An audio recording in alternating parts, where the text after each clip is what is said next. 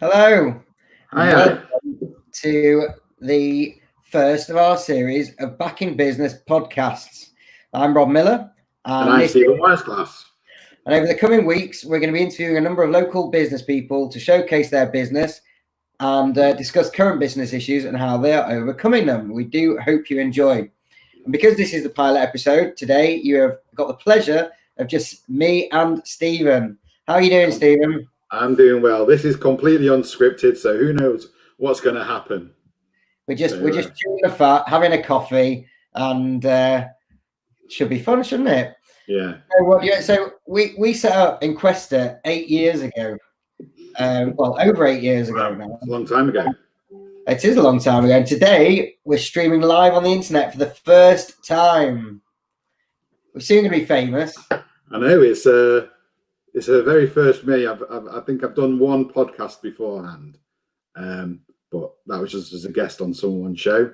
But to do it through our own is quite an interesting thing. It's exciting. It's exciting. We hope this is going to be the first of many, and we'll build up the audience, and hopefully we'll be able to provide useful, informed discussion and help people along the way.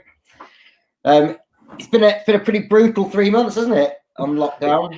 Well, brutal is not the word. It's been absolutely awful. It's things have happened, and well, for me personally as well as businesses being wrecked, and we just don't know what's going to happen in the economy.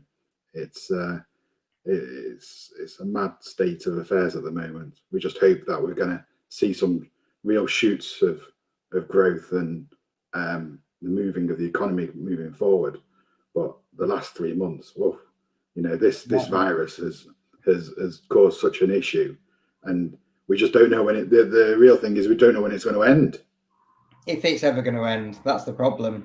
But I think generally as a business, we've dealt with it okay. I mean, we were quite lucky. We had a very busy first quarter of the year, so we've managed to keep all our staff busy over the last 3 months. And even though new work has slowed down, we've still managed to stay afloat and keep going, which is positive. And I think. I think it must be the calm before the storm at the moment. It has to be. There seems to have been a big bounce back since lockdown. Every people released from lockdown. The property market seems to be booming.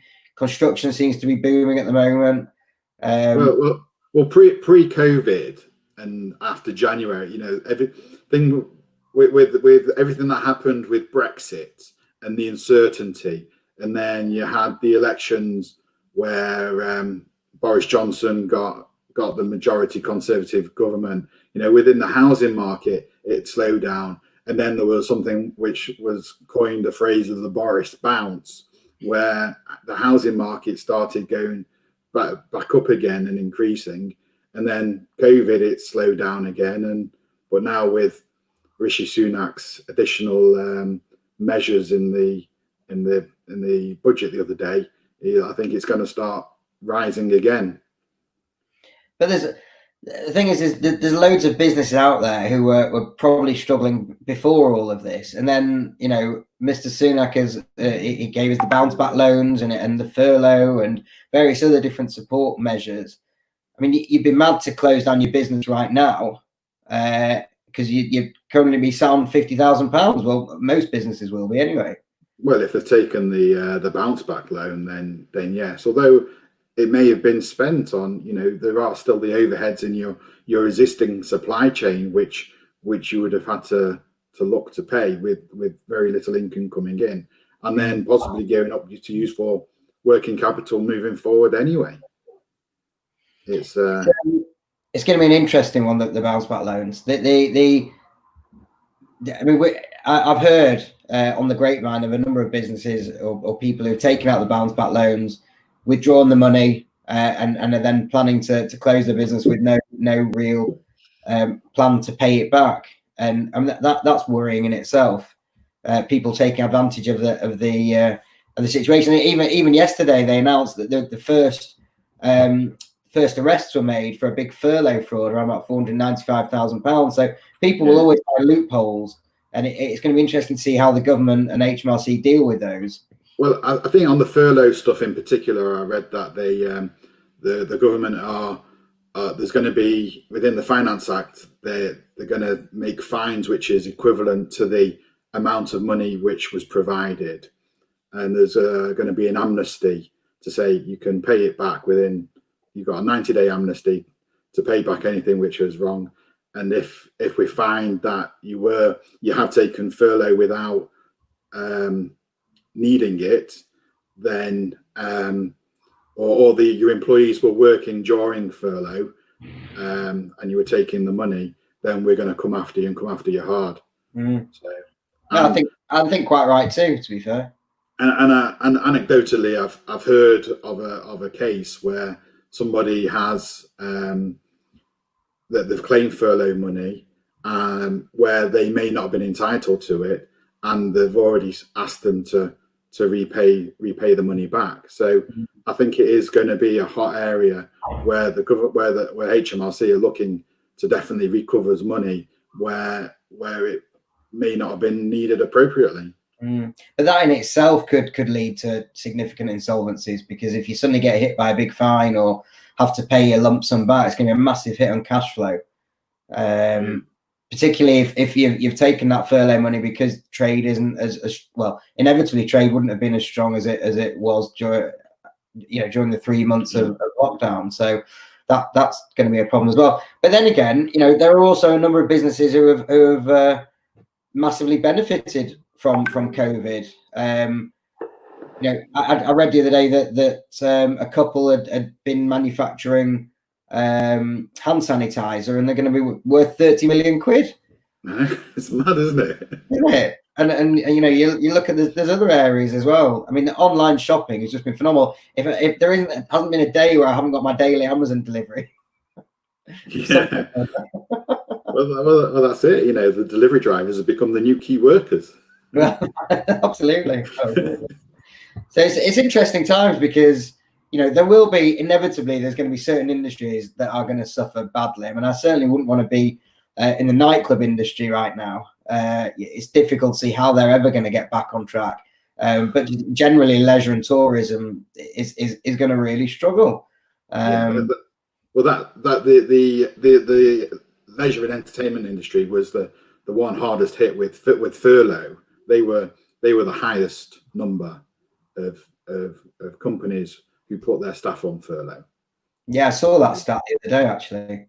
I think you sent me a graph through, didn't you? Yeah, it was published on in the pre-budget report. The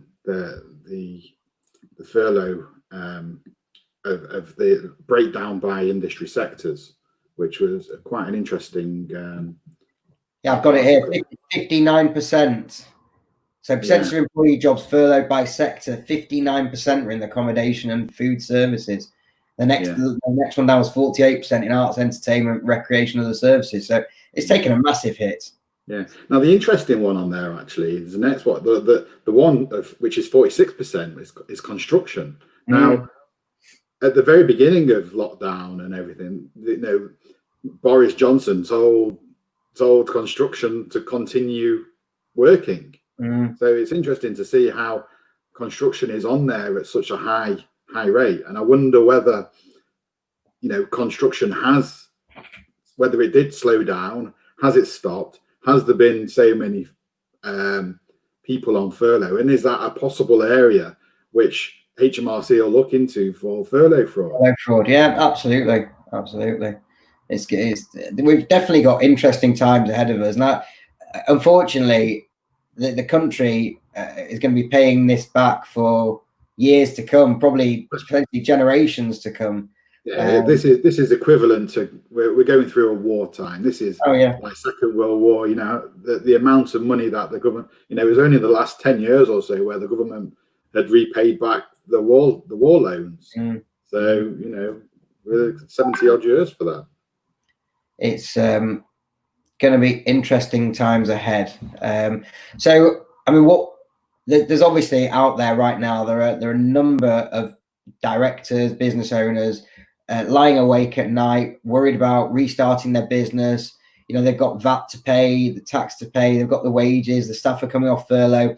There's very little hope of turning trade around because footfall just isn't there. And what advice would you give to those sorts of people right now? Well, I think, you know, you have to just try and bear with it. You know, the government have put in place various things to stop the likes of landlords being able to come in and demand distrain on for rent, and suppliers being able to stop. There's a new moratorium process which they can go into if there is a real chance of recovery by paying everybody off. But I think in a way it could be just hold on and wait to see what happens, because no one your suppliers don't want you to go, because they're not going to who are they going to supply to? Your customers, well, they may not be there now, but they'll want to come back in the future. You know, I think people are desperate to try and get back to some form of normality and want to go back out shopping and spending the money in the retail world and in the hospitality, going out for dinner. You know, we only saw the other week when lockdown, when they said you can go back out to bars, how busy places were. And I think people forget very quickly as well, and we'll try and get back to when things do get back to normal, people will be back to normal very quickly. But of course, it could all be irrelevant if we end up in a second lockdown, because we're, you know, with a second wave of the virus, which could very easily happen. And I know my brother in Melbourne, they've locked down only this week, and it's pretty harsh lockdown for 6 weeks. So, you know, it could happen again. Having said that, I've not heard in Spain and Italy where it was hit really hard. I've not heard of any major second wave or major second lockdown. So, you know, who knows? There could be immunity out there in this country that will save that from happening. But certainly, my experience at the moment is people aren't being careful. Yeah, well, people have been careful, and they're now starting to relax a lot more. Yeah, it's not a great sign.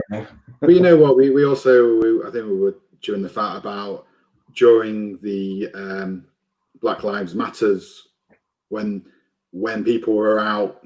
We're not getting protesting, but we've not heard of any new peaks coming in as a result of those protests. No, but there are certain areas where there's been big spikes, and they're going to lock down. For example, Leicester, you know, they're locking down specific areas. But that might be because of working conditions in factories. It could be, or living arrangements, or whatever it may be. So who knows? But you know, even yesterday, John Lewis announced potential job losses. Boots have announced shop closures, potential job losses. And I was reading today that since March, almost 60,000 jobs have been lost or put at risk. I mean, that's a huge hit on the economy. Oh, it's massive. The big question I have is, though, the likes of John Lewis, I mean, would that have happened in any events? That with the rise in internet trading, again, I was looking at something that said that internet sales have accelerated by 5 years as a result of lockdown. And I know I'm certainly been buying a lot more online, clothes and what have you. And I just wonder whether, you know, my feeling is that actually shops, the high street, will end up being, they'll just be places to go and view stuff or demonstrations, whatever. They won't hold stock, and everything will be purchased online, and they'll reduce the size and number of shops. And I think the high street is just going to evolve and change massively over the next few years. Well, that's the high street. The high street is being disseminated anyway. But I think specifically for the John Lewis ones, there were, when you drill down into the store closures, it looked like it was more the travels, the ones in the airports, or the travel hub shops, which they're closing because airports are shut. Yeah, that is true. And that's the worry. Once borders start to reopen, then you can see the virus kicking off again. But which it is doing, because they've opened certain places. Would you go on a plane right now? No, it's not for me. I don't fancy it at all. I wouldn't want to. I think when will you want to? I don't know. I can't even go on a cruise. Oh God, that's one thing I would not want to do, go on a cruise. Because can you imagine being locked down in a little cabin? If the virus started spreading around the cruise, that it doesn't even bear thinking about. Unless you paid the extra and got the window and the balcony. But would you drive down and get a ferry, or and then drive through into Europe, or get the Eurostar and go into France or Belgium? Personally, I'm avoiding all public transport at the moment. I just don't see the point in risking it, really. And you'll know this, when you wear a face mask with glasses on, you can't see a thing. You can't see a thing. It just steams up. It's so disorientating. I just sometimes I think I'm better off just staying in my little home office and not leaving the house. Because at least I can see. Well, quite. I think that's another point. People are being cooped up in their office at home. If they're working from home, and I know we're going completely off topic here, but you kind of feel a bit protected in your bubble, and you're very when return to work, do you really want to? Do you want to come out of your bubble? And there's a bit of mental health around that as well, about leaving your house, or coming out of your home office to go back to your normal office with lots of people around, and thinking, do you have the virus? Do you have the virus? Are you going to pass it to me? Oh yeah, you're absolutely right. For me, someone asked me once to go to the pub the other day, and to go and sit inside with a group of people around the table, psychologically, I can't get my head around that, given only 2 weeks ago I was crossing the road to avoid people when I was walking the dog. It just it kind of doesn't make sense, and you get that people are looping around you on the streets and really avoiding any sort of contact, and then to suddenly be able to go and sit in a pub or a restaurant, it just doesn't sit well with me at all. The other point is getting people back to work. I know we've had long discussions about bringing staff back into the office, and what procedures and everything. We've had to do a risk assessment, and we bought a load of stuff. The big question is whether the staff will want to come back into the office, because it is quite a big move, and also the reality is that people can work from home, and they have worked from home with success. I think we were quite fortunate that we decided to do a computer upgrade in February this year, which gave us the ability to work from home without knowing what was coming. I think we'd be in a very different position if we hadn't have done that upgrade, and people were at home and they would find it very difficult to work. We've managed to continue trading throughout, which is great. So anyway, moving back on topic, what do we think of Mr. Sunak's announcements yesterday with the cut in VAT and the various different bonuses and all that sort of stuff? The big question for me, and the question is whether it really matters, is whether the cuts in VAT will actually be passed on to the consumer or not. I know what your view is because you've told me. I can't see it happening, really. You go to a restaurant, the prices are pre-printed in the menus. That's what you're going to pay for. You're not thinking, I'm going to get 15% off this to do. So I can just see it just as sorry. I can just see it as a natural. It's going to be really hard to manage, because you've got no change in VAT on alcohol, you've got no change in VAT on cold takeaway food, but the hot stay-in food is a VAT cut. So will the accounting systems be able to manage that, and the tills and everything? It's going to be difficult. Well, most things are now digitalized anyway, so I think you can only really do that with technology to change it so rapidly. But you've then got to go in and change every item on your EPOS system. That's the point I'm trying to make. It's not the accounting side of it. It's if you do decide to pass the cost savings onto the consumer, you've got to change your EPOS system to reduce the VAT on some and not others. And I mean, it sounds like I'm no expert on EPOS systems, but it sounds like it could be a bit of a nightmare to me. Well, yeah. But the question is, even if they don't pass on, are the cuts there to support the restaurants and give them cash flow saving, and or are they there to help the consumer to reduce prices to entice them to go more? That's the question. And if it's for the former, then actually it doesn't really matter whether they don't pass the cost savings on or not. Yeah. Yeah, I agree. It's if you know who's paying the VAT at the end, ultimately it's the consumer. You know, when you buy, and the knock-on effect is that the person that really stumps up the cost of the VAT is the end user, rather than the middleman. That's just a cash flow issue. But it will potentially save businesses significant cash flow by paying over. It'll save them cash flow. But if they don't pass it on, then they'll have increased profitability. More, they'll then be able to employ the staff, pay the wages, any profits, corporation tax. So, although there is a cut, there is still then there's a balance of additional payments on the other side, which may help with the economy to keep those people employed in jobs. So that, you know, that extra 15% may be enough to keep an employee. No, absolutely. The big question is whether they'll get the footfall, and I have very mixed opinions on this. I posted some on LinkedIn yesterday, because I'm not convinced that these little bonuses that we're getting to go and eat out, I'm not sure it's the financial side of it that will stop people. I think it's the psychological side of going and sitting in restaurants. Yeah. I mean, I personally wouldn't go to a restaurant right now, but everyone, you know, it's all entirely up to everyone's risk. Or would you go and sit outside in if it was a beer garden and eat a meal there? Yes, I would. Yeah. So you will go out and eat. That's fine. But in this country, you know, how often do we get chances to sit outside and eat? You know? We'll be dining al fresco. Well, I think so, under umbrellas.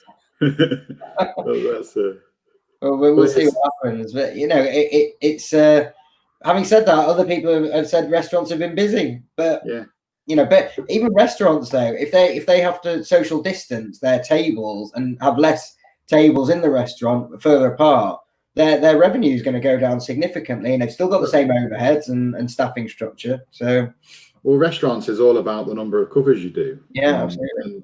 And the main days is your weekend, your Friday and Saturdays. That's when your largest trade comes in. So, with the introduction of the eat out bonus of 50% off, you know, we'll pay £10 up to 50% of your bill. That's only Monday to Wednesday. So it's then, I suppose is that then trying to get the ones that'll go out on your Friday, Saturday to come out more midweek to fill your restaurant then, where you don't have as many covers so then that's making up for your weekend trade. But then I think undoubtedly people have been locked down for so long, they're desperate to get out and do something normal and go to a restaurant. How long that, so it's that bounce back again, and how long that will last for, I'm just not entirely sure at all. But you have to weigh that up with social distancing and the virus. Yeah, absolutely. I mean, I know you'll agree with me, but I think if there are anybody listening to this, if there are businesses struggling or there are directs out there who are worried, you know, don't bury your head in the sand. You've got to take early advice, because, you know, you can get help with restructuring, business advice, short-term finance, all that sort of stuff. There are ways out of it if you get early advice. It's all going to be cash flow planning. You have to, you know, I know it can be very difficult because you don't know who your customers are or what they're going to be and how much they're going to order of you. But you will be now more looking at your cash flows to see what is affordable and what isn't affordable, and try and strip out the waste where needed. Yeah. Well, listen, we've been on here for 25 minutes. Our time flies, having fun. I know we could probably talk for hours, but we don't want to bore the audience listening. So really, just to say, you know, if you have been watching, thank you very much. We've enjoyed it, and this is the first of many, I hope. And we will have guests, so you won't be bored by just Stephen and I. And we'll have interesting conversations and hopefully helpful advice on various different topics and property market. And we've got lawyers, accountants, local businesses coming on to chat with us about the various different issues that businesses are facing at the moment. So it's goodbye from me. And goodbye from him. Thank you very much. Goodbye.